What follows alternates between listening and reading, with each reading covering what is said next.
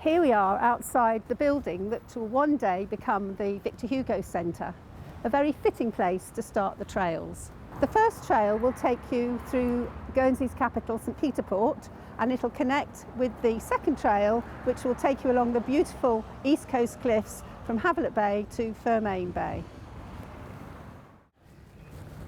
Guernsey has always had a deep, safe, sheltered anchorage away from the prevailing westerly winds. And this is the medieval harbour where Victor Hugo would have arrived. He arrived in October, a rough time of year. He came from Jersey on a big ship and had to disembark onto a much smaller rowing boat in order to get ashore. It was rough, it was October, and he nearly lost his trunk containing his manuscripts overboard. When Victor Hugo arrived, a crowd had gathered on the harbour to meet him, including quite a lot of the Guernsey dignitaries. So this really set the tone of his stay in Guernsey. It was a time of great progress, and while Victor Hugo was here, he would have seen the development of the harbour, including the breakwater and the lighthouse, which he says in his diary he saw lit for the first time today. We're standing here in Candy Gardens, which is the home of the Guernsey Museum and Art Gallery and the home of this impressive statue.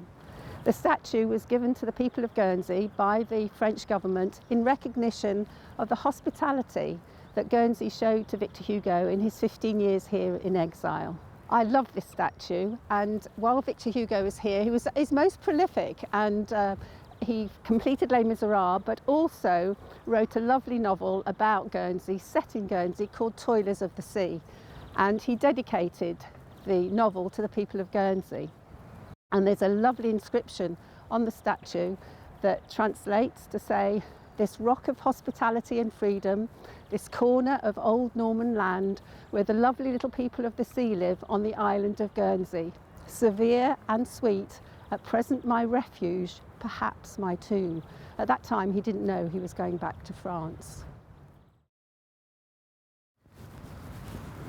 Next to Victor Hugo's statue is the Victor Hugo Gardens. And like many of Victor Hugo's ideas, they were unusual for the time, and his ideas on gardening were just unusual too. He loved the Guernsey wildflowers and let them grow freely in his garden. Not only was he interested in the wildflowers brought in lots and lots of insects, and he was really interested in those too. He describes himself as an entomologist who is something of a dreamer, and a poet who is something of a naturalist.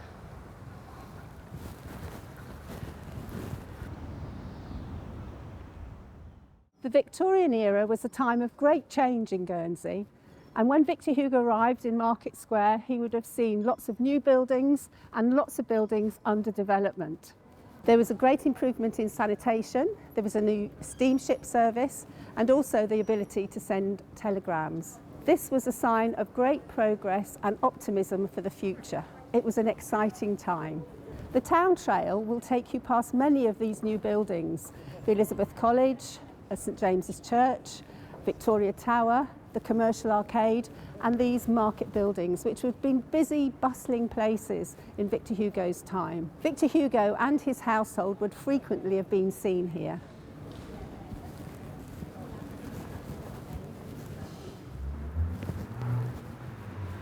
In walking away from the seafront, where the wealthy merchants built their homes, their warehousing and their wine cellars, Victor Hugo would have come across overcrowding and great poverty. He wrote about these in his letters and in Les Miserables. These experiences touched him deeply, and he did whatever he could to help. He was very philanthropic.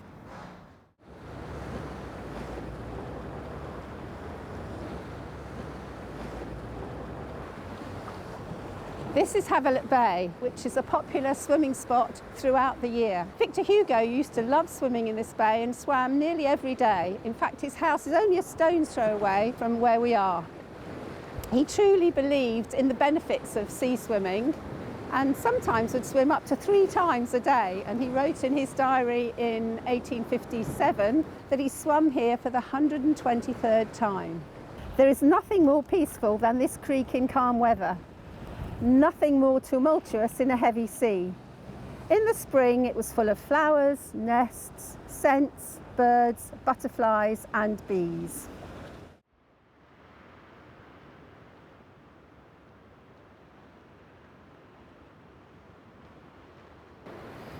We're here at Fermain Bay, which is just less than 2 miles away from Victor Hugo's house, and he loved walking on the cliffs, and he would walk on this path frequently, sometimes alone and sometimes with Juliette Drouet.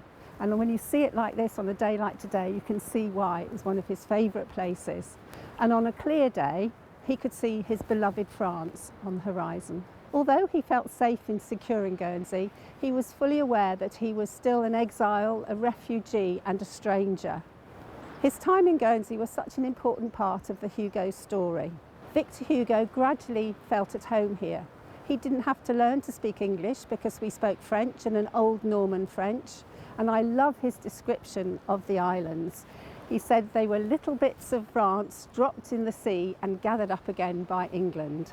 While he was here, he continued to use his voice to fight for change at a time when authorities tried to take his power away from him. He still managed to influence the world through the power of his literature and his beliefs. His time here was one of incredible productivity. He completed some of his most famous works while he was here in Guernsey.